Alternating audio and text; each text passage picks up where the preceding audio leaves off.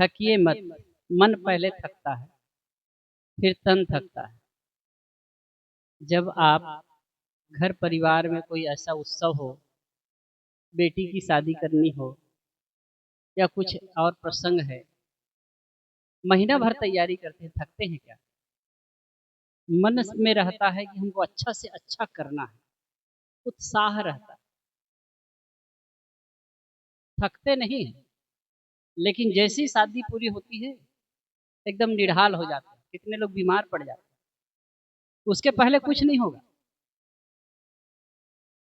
तो मन और शरीर का बड़ा गहरा संबंध है। इसी चीज को समझने के का अभ्यास।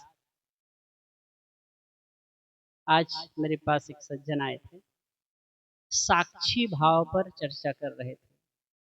साक्षी के संबंध में थोड़ी बात करते हैं, फिर उसके बाद में ध्यान करेंगे।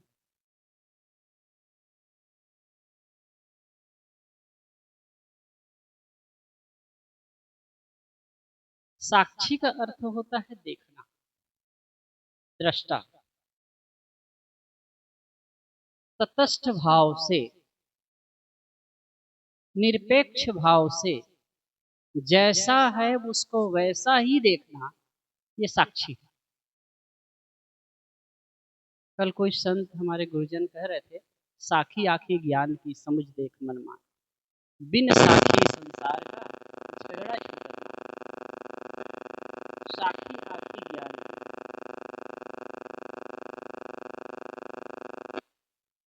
साखी ज्ञान की आखी है।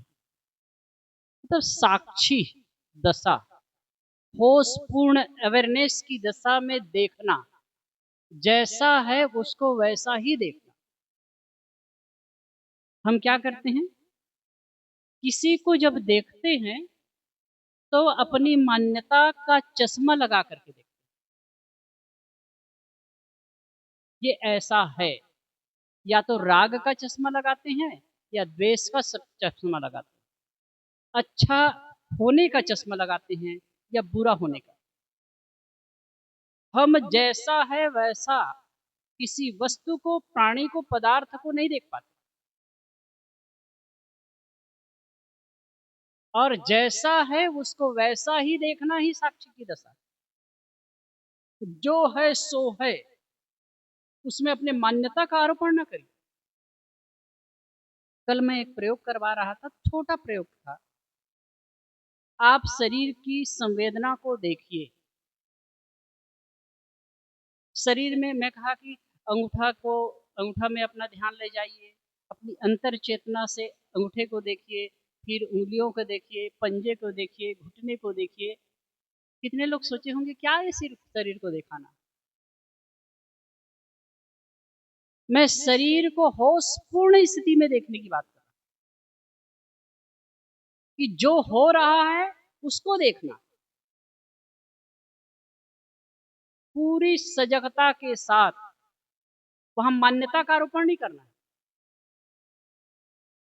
कहीं स्फूर्णा हो रही है, कहीं खुजली हो रही है, कहीं दर्द हो रहा है, जो कुछ भी संवेदना हो रही है, चाहे अच्छी संवेदना हो चाहे बुरी संवेदना हो, चाहे अच्छी लगने वाली संवेदना हो चाहे बुरी लगने वाली संवेदना हो, जैसा है उसको वैसा ही देखना, उसमें अपने भावों का प्रत्यारोपण नहीं करना है।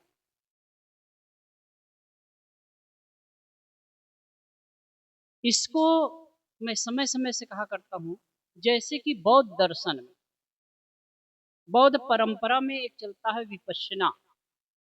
विपश्यना का अर्थ होता है अच्छी तरह देखना, एक साधना विधि है। और विपश्यना में बताया जाता है कि हम अपने शरीर की संवेदनाओं को देखें। जैसे आप लोग 2 दिन श्वास को देखने का अभ्यास किए, वहां भी श्वास देखने की प्रक्रिया को अनापान कहा जाता है।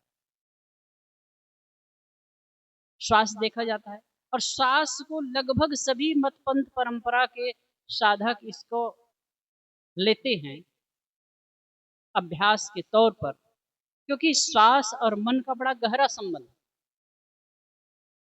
आप प्रयोग करके देखेंगे, थोड़ा से एनालिसिस करेंगे, थोड़ा दृष्टि लगाएंगे, तो जब भी मन चंचल होगा, श्वास की गति अलग हो जाएगी, और श्वास की गति अलग हुई, श्वास की गति बढ़ी कि मन चंचल हुआ। दोनों एक दूसरे की पूरक है। मन आपका, श्वास आपका सहज है, शांत है, और मन चंचल हो संभव ही नहीं है। इसलिए श्वास प्रेक्षा का ध्यान किया जाए। आप श्वास को देखो। कितने साधक कहते हैं कि जैसे कि श्वास पर, जैसे कि आपको गुस्सा आने लगा, श्वास के साक्षी हो जाइए, तत्क्षण उसका समाधान हो जाए। कोई भी विकार आने लगे, आप श्वास के साक्षी हो जाए।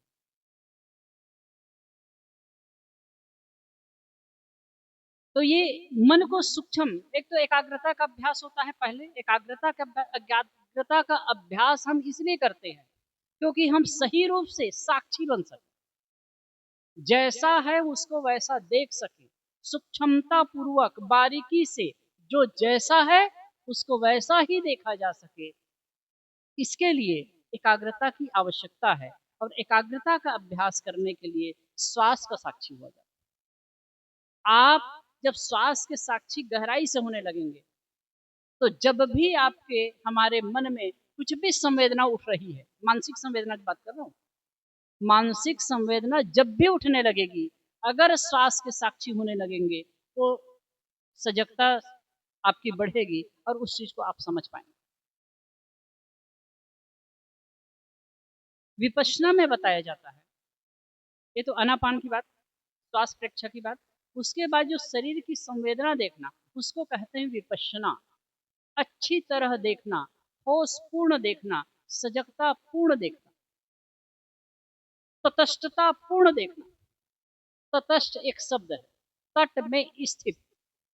जैसे हम नदी की प्रवाह में कुछ बह रहा है, वस्तु या प्राणी या पदार्थ कुछ भी, उसको हम कैसे देख सकते हैं? धारा में बह करके देखा जा सकता है? नहीं देखा जा सकता। तटस्थ, तट में स्थित होकर, तट पर स्थित होकर ही हम देख सकते हैं।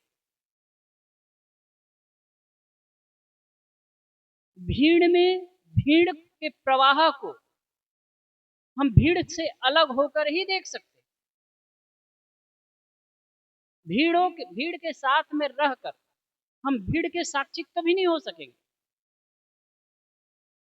ठीक इसी प्रकार मन के साक्षी होना है ना, मन से अलग होना पड़ेगा। यही साक्षी अभ्यास या दृष्टाभ्यास की विशेषता है। विपश्यना में शरीर की संवेदनाओं को बताया जाता है। शरीर में संवेदनाएं आती हैं, जाती हैं, निरंतर संवेदना उठ रही है। अब ये संवेदना क्यों उठती है? क्योंकि हमारे जो शरीर है टिश्युओं से बना है, कोशिकाओं से बना है। करोड़ों कोशिकाओं के से ये ग्रथित ये काया है, और नित्य प्रति कोशिकाएं बदल भी रही है। हर क्षण शरीर में परिवर्तन हो रहा है। और मैं तो कहता हूं, ये जो शरीर में संवेदना नित्य प्रति उठ रहा है ना, वो इस शरीर के बदलाव का ही रूप है। शरीर में नित्य प्रति बदलाव हो रहा है, क्षण क्षण परिवर्तन हो रहा है। उस परिवर्तन की वजह से संवेदना को आप स्पष्ट समझ सकते हैं।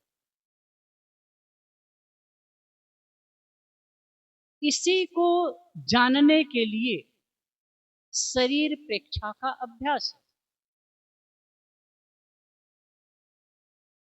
इसी को समझना। मैं अपनी बात समझा पा रहा हूं? हमारे शरीर में, अब इसको विपश्यना में एक बात और कही जाती है, अच्छी है बातें। जैसे शरीर में संवेदना होती है, तो संवेदना दो प्रकार की होती है, एक अनुकूल संवेदना और दूसरी प्रतिकूल संवेदना। अच्छी लगने वाली संवेदना और बुरी लगने वाली संवेदना। जैसे कहीं सिहरन सा हो रहा है, कहीं गुदगुदी सी हो रही है, कहीं हल्की खुजली हो रही है, तो अच्छी लगने वाली संवेदना होगी। और कहीं पीड़ा हो रही है तो बुरी लगने वाली संवेदना होगी। होता क्या है, जब आप शरीर के साक्षी होते हैं तो जहां पर आपके शरीर में पीड़ा हो रही है उसको आप देखते हैं तो खींचते हैं। समझ रहे हैं? लगता है ये क्या हो रहा है। खुजली हो रही तो हाथ आप उधर ले जाएंगे। इसलिए कितने लोग बैठे हैं उनको आवश्यकता नहीं हाथ पैर चलाने की, फिर भी तनिक भी मुंह में कुछ हुआ, अंदर संवेदना हो रही, उधर जा रहा है। वो हाथ नहीं ले जा रहा है, मन ले जा रहा है।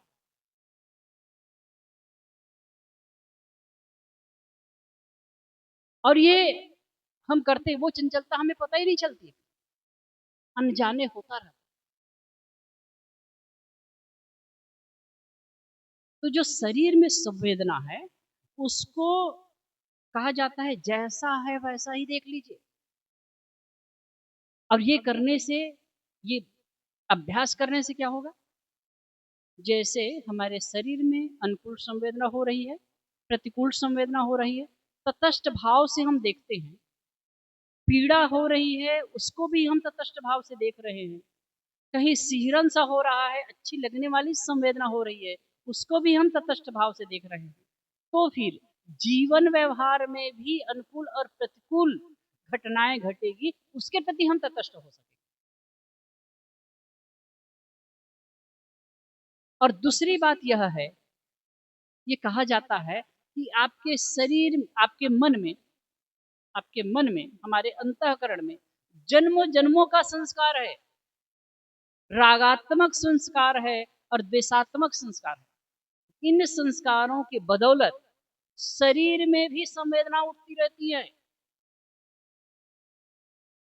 रागात्मक संस्कार है और द्वेषात्मक संस्कार है। इन संस्कारों की बदौलत शरीर में अनेक प्रकार की संवेदनाएं उठती रहती हैं। रागात्मक संस्कार की वजह से सिहरन है, स्फूर्णा है, अच्छी लगने वाली संवेदना उठ रही है। और द्वेषात्मक संस्कार की वजह से प्रतिकूल संवेदना उठ रही है, दुख भरी संवेदना उठ रही है। और जब इन संवेदनाओं को हम देखते हैं, उस समय उन संवेदनाओं को जब हम महसूस करते हैं तो वहां फिर हम अपना राग द्वेष का आरोपण करते हैं। तटस्थ नहीं हो पाते। तब क्या होता है, हमारा जो राग और द्वेष है वो पुष्ट होने लगता है, दृढ़ होने लगता है। इस साक्षी को समझने के लिए बेहतरीन माध्यम है ये शरीर स्तर पर, ठीक ये मानसिक स्तर पर भी है। आप जब बैठते हैं, ध्यान कर रहे हैं, मन में कैसे विचार आते हैं, किस प्रकार के विचार आते हैं? दो ही तरह के विचार आते हैं। एक भूतकाल के विचार, जो आपने अच्छी बुरी, आपके जीवन में घटनाएं हुई हैं, आपके साथ में अच्छा बुरा व्यवहार हुआ है, अच्छी बुरी घटनाएं हुई है, उनका संस्कार आता है और उन्हीं को लेकर के भविष्य के लिए कल्पना होती है। यही होता है और इसी चक्र में आप पिसते रहते हैं। तो जो कुछ भी आपने घटनाएं आपके जीवन में हुई, जो कुछ भी घटनाएं हुई है, चाहे अच्छी घटनाएं हुई है, चाहे बुरी घटनाएं हुई है, चाहे अनुकूलता मिली है, चाहे प्रतिकूलता मिली है, वो घटनाएं आज नहीं है, लेकिन उन्हीं चीजों को याद करके, बार बार चिंतन करके, अनुचिंतन करके उसको आप पुष्ट करते हैं। वही संस्कार मजबूत होता है, दृढ़ होता है और वही कालांतर में आपके सुख दुख का कारण बनता है।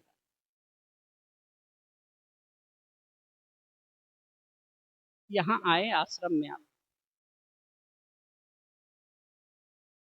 5 दिन का शिविर है। जो कुछ भी टूटी फूटी सेवा बन पा रही कर रही है, अच्छा लग रहा होगा। कुछ लोग उस पर प्रतिकूल भाव भी रख रहे होंगे, लेकिन प्रायः बहुत लोगों को अच्छा लग रहा होगा। अच्छी अच्छी बातें सुनने को मिल रही हैं। लेकिन इसी में किसी संत ने आपको कुछ कटु कह दिया, कैसे होता है बता रहा हूं। कुछ कटु कह दिया, डांट दिया, वो बात आप भूल पाएंगे। यहाँ जो कुछ भी आपने खाया, जो कुछ अच्छा अनुभव किया, दूसरी बातें अच्छी बातें सुनी, वो भूल जाएंगे। लेकिन जो कटु बात कही गई है वो 10 साल बाद भी, 20 साल बाद भी याद रहेगी। क्यों? क्यों रहेगी? क्योंकि उसको आप बार बार बार बार रिपीट करते हैं, रिप्ले रिप्ले करते रहते हैं। और यही एक तरह से ना, ये हम करते ना, यही मूर्खता की निशानी है। उसी से हम गांठ बनाते रहते हैं जीवन में।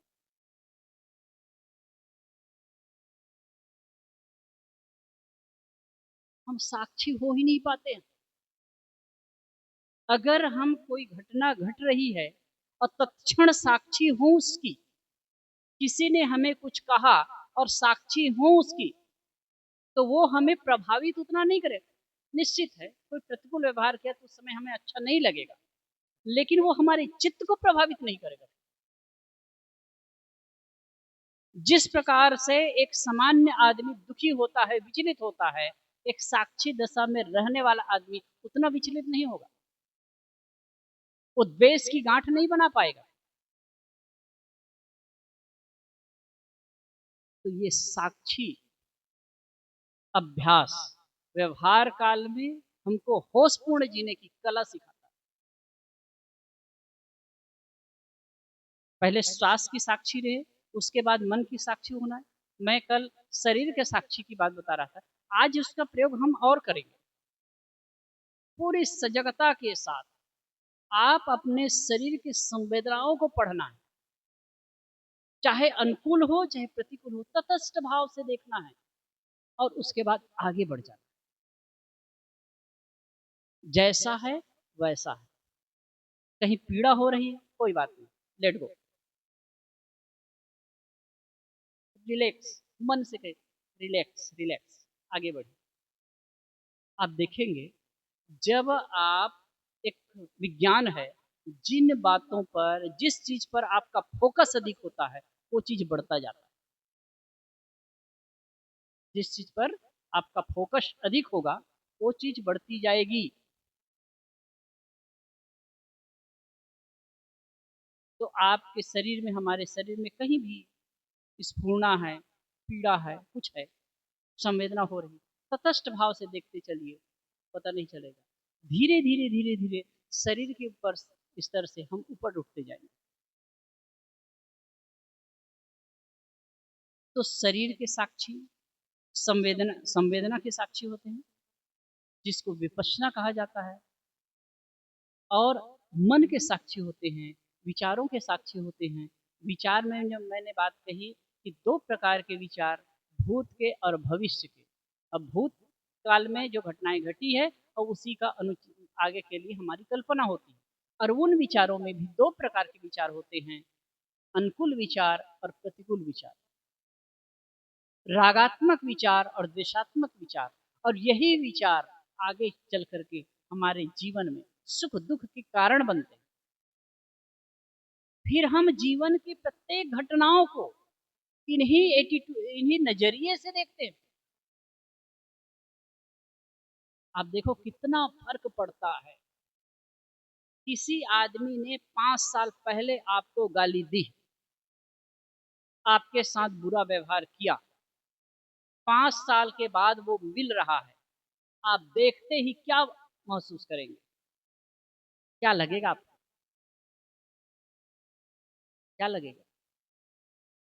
जो 5 साल पहले आपने इमेज बनाया है उस व्यक्ति की, जो फोटो खींचा है उस व्यक्ति का, वही सामने आने वाला है। आप उसी नजरिए से उसको देखने वाले। हो सकता है उस समय वो बहुत अलग रहा हो, आज बिल्कुल अलग हो गया। वैसा उसका चित्त नहीं है, वैसा उसका भाव नहीं है, फिर भी आप उसे देखेंगे उसी नजरिए से, क्योंकि हम साक्षी नहीं हो पाए। ये तो बाहर की बात। इस नजरिए को, इस दशा को आगे बढ़ा। फिर बात आई भाई साक्षी के बाद ही क्या है, तो उस पर तो मैं नहीं कहूँगा, कुछ प्रयोग कर लेते, फिर कल चर्चा करें। सभी लोग